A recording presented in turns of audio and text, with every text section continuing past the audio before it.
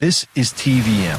TVM delivers breaking stories, global headlines, and the moments that matter. From exciting sports action to exclusive local events, we keep you connected.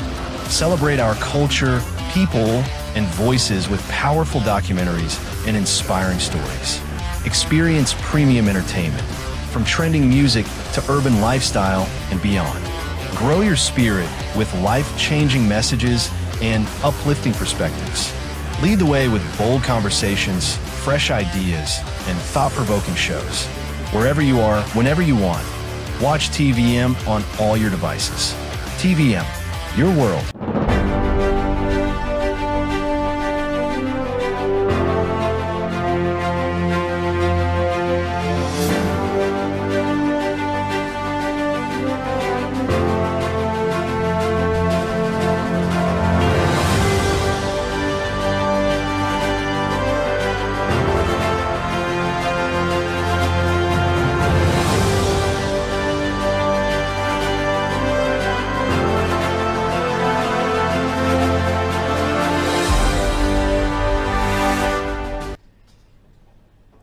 Hello there, welcome to TVM's Metro Update. I am Fred O'Neill, and these are the news making the rounds on this hour. Following the directive of Governor Sheriff Oborevwori, the Delta State Bursary and Scholarship Board has officially commenced the disbursement of the 2024-25 Students Special Assistance Scheme, popularly known as the Bursary Award, starting today, March 10. The Secretary of the Board, Dr. Godfrey Enita, confirmed this in Asaba, that the payments are strictly for eligible indigents who successfully completed the registration and verification processes. This year's disbursement includes expanded support for vulnerable groups. Alongside the standard bursary for over 33,000 students, the Governor also approved special scholarships for 545 children of deceased civil servants and 51 students living with disabilities. Furthermore, over 500 Delta State students currently enrolled in the Nigerian Law School are also set to receive financial assistance as part of this rollout. Dr. Enita noted that this initiative is a key pillar of the Governor's MORE agenda, which focuses on human capital development. The board is urging all beneficiaries to remain dedicated to their studies and to use the funds to ease their financial burdens during their current academic session. Still with the Delta State government, the Governor, Right Honorable Sheriff Oborevwori, has sent warm felicitations to one of the state's most revered traditional rulers. His Royal Majesty Dr. Emmanuel Efiozomo of the second, the Obi of Owa Kingdom, marks his 88th birth anniversary today, March 10. The governor's message highlights nearly 66 years of what he described as purposeful and peaceful leadership. In a statement issued through his chief press secretary, Sir Festus Ahon, the governor extolled the Obi as a man of peace and a wonderful representation of harmony. He noted that under the monarch's long reign, the Owa Kingdom has seen a significant transformation in both infrastructure and human capital, making it a model for stability in the Niger Delta. The birthday festivities in Owa land are already in full swing. A novelty football match competition featuring 8 clans of the kingdom kicks off today as the grand opening ceremony. The celebrations will continue throughout the week with an award day scheduled for Thursday, March 12, to honor distinguished sons and daughters of the kingdom. The week-long events are expected to culminate in a grand praise and thanksgiving service at the Royal Palace this coming Saturday, March 14. Governor Oborevwori concluded by praying for the continued health and wisdom of the monarch, who remains the immediate past chairman of the Delta State Traditional Rulers Council. Now, to Edo State, a landlord and a bakery shop owner at house number 13, Festibuwa Street in Benin City, are counting their losses following a devastating fire that destroyed the building at about 2 p.m. on Monday, 9th March 2026. The landlord, Henry Usmanele, said he received a call from his landlord, informing him that fire had broken out at his residence. According to him, the Edo State Fire Service was contacted immediately and responded promptly to contain the fire. Eyewitnesses say the fire started in the afternoon and quickly spread through the building, destroying goods and property before firefighters arrived. The acting chairman of Oredo Local Government Council, Gabriel Iduseri, who also visited the scene of the incident to assess the situation and, of course, showed support to those affected. The governor of Edo State, Monday Okpebholo, performed a groundbreaking ceremony on Monday, 9th March 2026 for a massive 100-megawatt power generating plant and a 300 metric ton per day liquefied natural gas facility. The project is situated at the Taiwo Industrial Park in Ologbo, Ikpoba-Oha local government area. The facility is being developed in partnership with CCETC and is expected to be fully operational within the next 6 months. During the ceremony, Governor Okpebholo emphasized that the project is a cornerstone of his administration's drive to create a business-friendly ecosystem.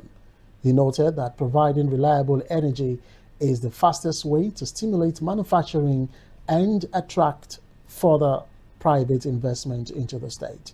The governor also highlighted the direct impact on the local economy, promising that the construction and eventual operation of the plants will generate thousands of jobs and skills development opportunities for Edo youths. To demonstrate the state's commitment, the administration has provided free land for the project and has simplified the regulatory process to ensure there are no bureaucratic delays. The Commissioner for Power, Paul Usebo, stated that this project aligns with the National Renewed Hope Agenda, positioning Edo State as a primary hub for energy and industrialization in the South-South region. The governor concluded by calling on the host community in Ologbo to maintain their support for the investors, ensuring a peaceful environment as a 6-month countdown to commissioning begins. Still in Edo State, the governor, Senator Monday Okpebholo, has paid the medical bills of a pregnant woman and her husband who are currently receiving treatment for severe burns. The governor made the intervention during a visit to the Irua Specialist Teaching Hospital, where he also settled the medical expenses of several older patients admitted in different wards of the hospital. Speaking with journalists after the visit, Governor Okpebholo explained that the pregnant woman had initially come to seek financial assistance for her husband, who sustained serious fire burns. According to the governor, the situation took an urgent turn when his medical team discovered that the woman was due for delivery and immediately arranged for her to be taken to the hospital. He disclosed that doctors later performed a cesarean section, which led to the safe delivery of her baby. He added that beyond assisting the family, he also directed that the medical bills of several other patients receiving treatment in different wards of the hospital be paid by the state government. The governor said the gesture was part of his administration's commitment to supporting Edo residents, especially those facing medical emergencies and financial difficulties. Parents and relatives who benefited from the governor's intervention expressed appreciation for the gesture, describing it as a timely relief from the pressure. And now to Rivers State, because the House of Assembly there has concluded the screening of 9 commissioning nominees forwarded by Governor Siminalayi Fubara, resulting in a split decision that has dominated the political landscape in Port Harcourt. In a session held at the Assembly Complex on Aba Road, lawmakers confirmed 5 candidates while officially rejecting 4 others, citing a range of concerns from documentation to performance. The Speaker of the House, Right Honorable Martin Amahule, announced the decision following a rigorous 2-hour exercise. The Assembly cleared Mr. Tonye Begam, Professor Temple Nwofo, Dr. Peters Nwago, Mr. Lekwe Kenneth, and Sir Amariga Edward Hart for appointment to the State's Executive Council. However, the House declined to confirm Professor Datonye Alasia, Mrs. Charity Dimoa, Tamuna Williams, and Otonye T.K.D. Amakri. The rejections were based on what the leadership described as poor performance during the oral grill and controversies surrounding presented documents. Specific issues raised during the plenary included discrepancies in tax compliance records and unresolved petitions from constituents against certain nominees. One nominee was asked to recite the second stanza of the national anthem, while another faced questions regarding inconsistencies in birth certificate dates. The Speaker stated that the House chose to take a deep breath on the 4 rejected individuals, asserting that they did not appear to be square pegs in square holes for the intended offices. The clerk has been directed to transmit the resolution to the governor, requesting the immediate swearing in of only the 5 confirmed commissioners designate. The House has now adjourned its plenary session until Tuesday, March 17. And now to Cross River State, because more communities are beginning to benefit from the state's electrification program with the distribution of solar panel boards and transformers to boost economic activities. In a recent electrification summit held in Calabar, the Cross River State Deputy Governor, Honorable Peter O'Day, disclosed that 10,000 households are being targeted for electrification within the year. He noted that the development is aimed at improving the living conditions of residents and boosting their economic productivity. The government, through the state's electrification agency, are already deploying transformers to various communities to meet this target. In one of the benefiting communities, the member representing Calabar Municipality in the Cross River State House of Assembly, Honorable Stanley Nsemo, thanked the governor for delivering on his campaign promises and lightening communities within his constituency. He disclosed that the transformer will aid a more evenly distribution and supply of power to more households, noting that the area had been underserved over the years. In Yakor and Yala local government areas, the story wasn't different, as members of the public expressed their gratitude to the state government. They are hopeful that with the lightening and opening up of their communities through the distribution of transformers, economic activities in that communities will blossom, while security situations will also improve. They promise to safeguard the assets and maintain it for the general good of the people. Still in Cross River State, because member representing Ububra 1 state constituency in the State House of Assembly, Honorable Ovat Agbo, has tendered a public apology over the alleged domestic violence which led to his suspension. The suspended lawmaker issued the apology a day after the International Women's Day celebration, a day set up to recognize the contribution of women to the society. Honorable Ovat was on the 5th of March 2026 suspended indefinitely from the 10th Assembly after viral clips showing his wife brutally beaten spread across various social media platforms. The apology, which was the apology, which was published on his official Facebook account, requested the forgiveness of the general public, including the state's first family, members of his constituency, immediate family members, that of his estranged wife, and the victim. He noted that his inability to address the public at the heat of the accusation created room for more speculations, an act which he is ready to take full responsibility for.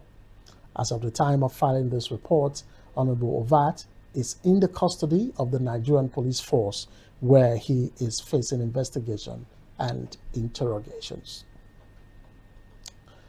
Governor Basio too has pledged full administrative commitment in deepening civil-military relationship and securing the maritime corridors of the state. Otu made the commitments when he received the commandant of the Amphibious Training School, Calabar, Brigadier General Matthias Ibawa Amasho, along other senior officers who paid him a familiarization visit at the government house upon his resumption to duties. Welcoming the delegates to the state, Governor Otu stressed that for an effective security framework to be established, both the government, the people, and security outfits must consider themselves collaborative partners in order to achieve results. He commended the team for their visit, noting that the gesture symbolizes institutional harmony and further boosting the historic synergy which has existed since the formation of various military bases in the state. He noted that with the vast maritime routes leading to other states of the Federation and into neighboring countries, as well as the various national economic assets located in the state, the presence of the institution will help in checkmating maritime crimes like piracy, kidnapping, and smuggling. The governor stressed that securing creeks and waterways is often more complex than dealing with conventional security threats. Governor Otu also assured the commandant of the state government's continued support for security institutions, urging the school to expand its training capacity to produce more skilled personnel capable of tackling emerging security threats. Earlier, the commandant of the Amphibious Training School, Brigadier General Amacho, stated that the visit was to formally introduce himself to the governor following his recent appointment as the 37th commandant of the institution. He described the school as a specialized military training facility responsible for training officers and soldiers for riverine and swamp warfare operations, noting that it plays a critical role in equipping military personnel with the skills needed to operate a difficult terrain dominated by rivers, creeks, and swamps. He praised the governor for prioritizing security in the state and harmonizing people from all divides. What you're doing is very good in terms of training operative servicemen who are seriously needed in this particular time.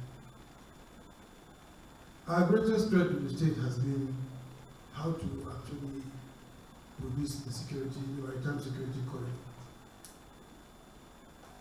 And it's actually an area that we are still fighting hard to make sure that we get on top of the issues. It's easier to fight on land than in the swamp or in the water. We've lost even some military hardware and things trying to actually secure those areas. And we know very well that such hardware is being in the hands of non-state operatives is not too good. So please, train as many as you can. If you need support from us in any way, we are there to give any support that you want. One of our priorities is to make sure that our state, like I mentioned, is the safest destination in Nigeria. And if you see our navigational channel, though some elements are trying to argue to the contrary, which of course same is beginning, it is just down 2 points in that we will not be able to strengthen our maritime boundary and the corridor properly.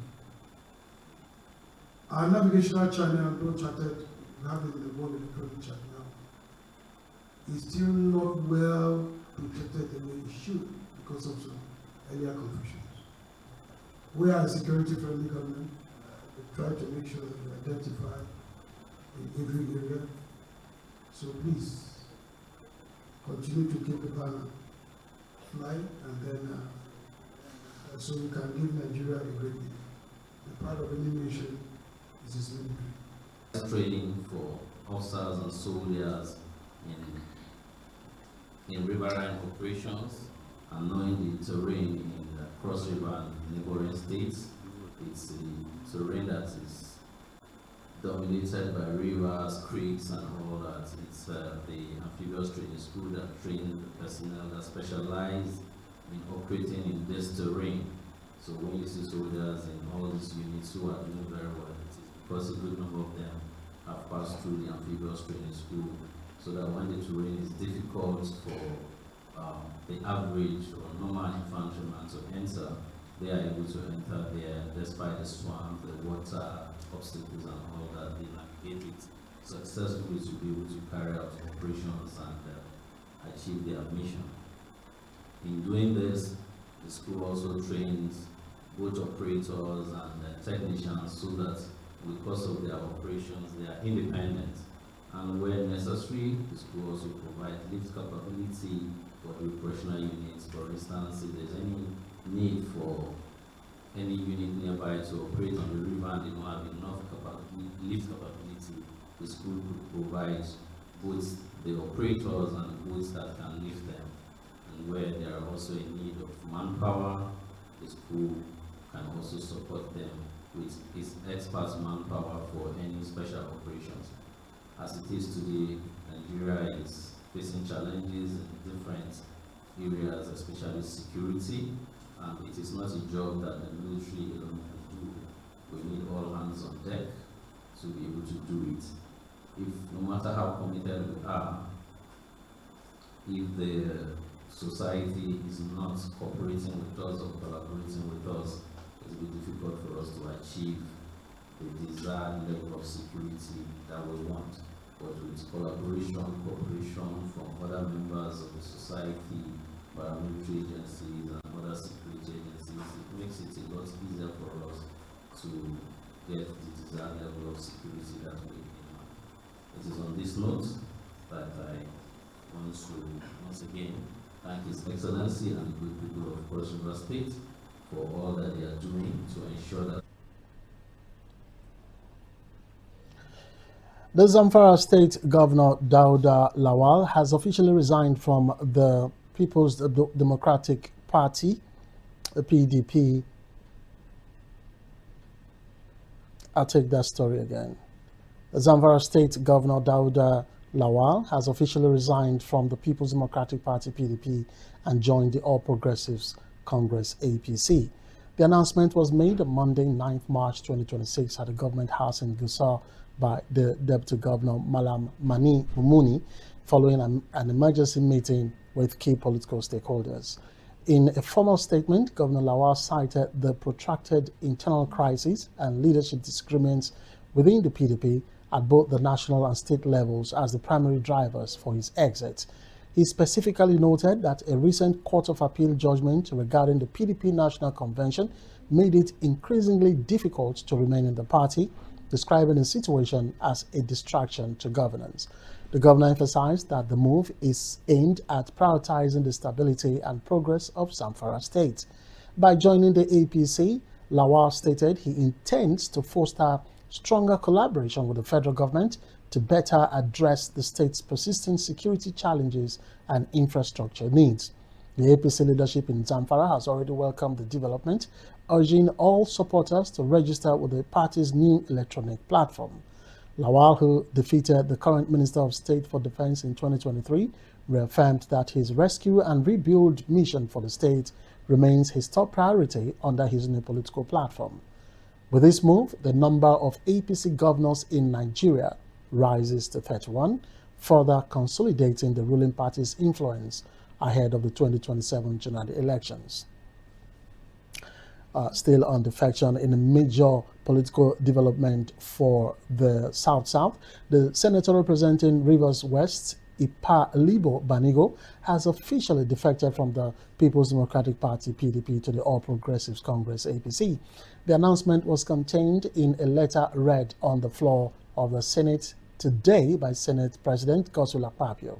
Senator Banigo, who previously served as the first female deputy governor of Rivers State, stated that her decision is intended to align politically with Governor Similaye Fubara and to support the national administration of President Bola Tinubu. She cited the need for a unified political front to advance development in her constituency and the state at large. This defection leaves the PDP with a further reduced presence in the upper legislative chamber from the Rivers State delegation. We take a quick break now. When we return, Metro Update continues. Stay with us.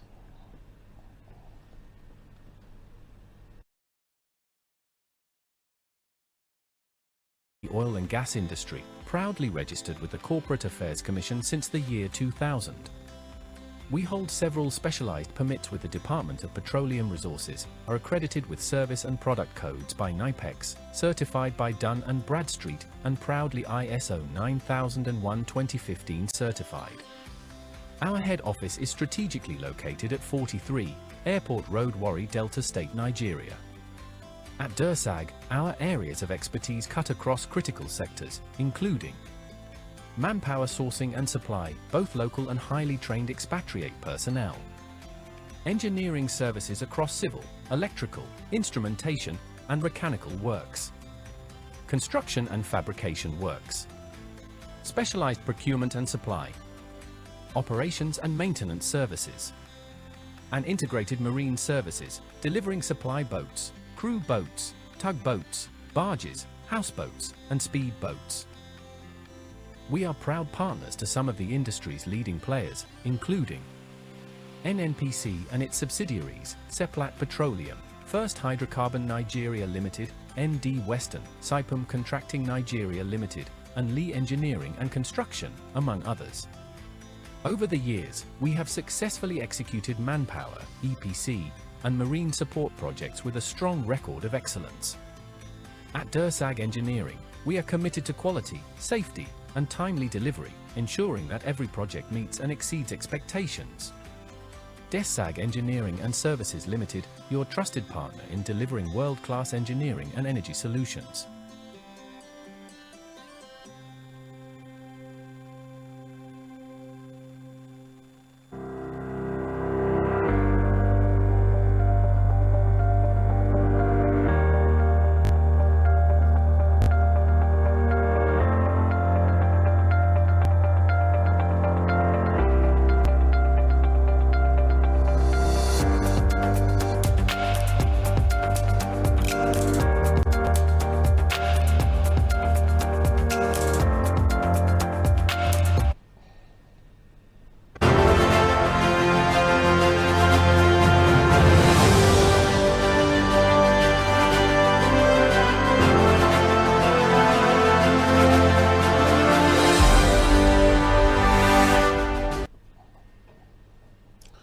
Welcome back from that break.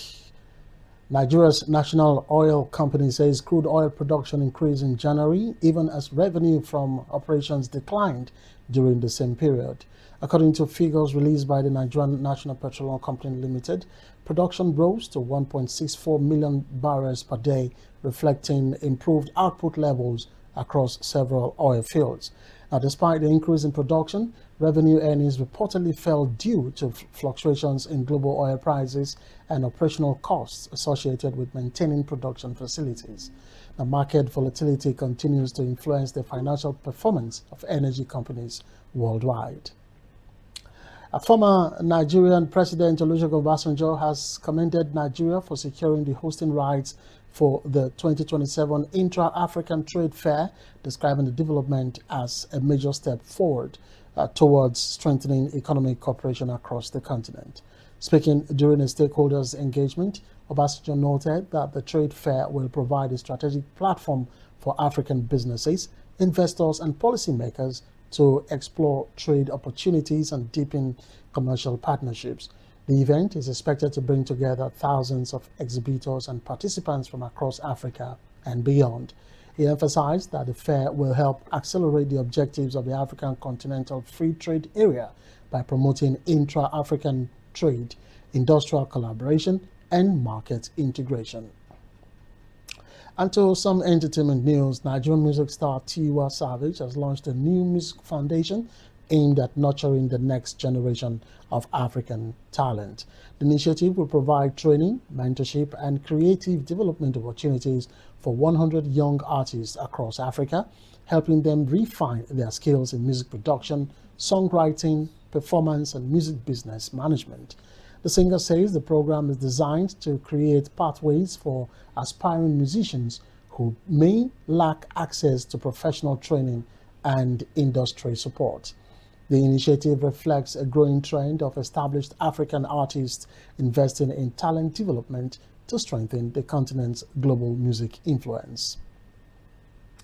And now to sports. On a sad note, Nigeria's football community is mourning the death of former Super Eagles coach Adegboye Onigbinde, who passed away at the age of 86.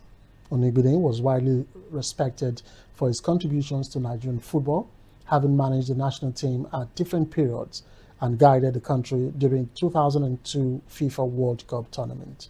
Sports historians describe him as a tactician who played a significant role in developing local coaching talent and promoting professionalism within the sport.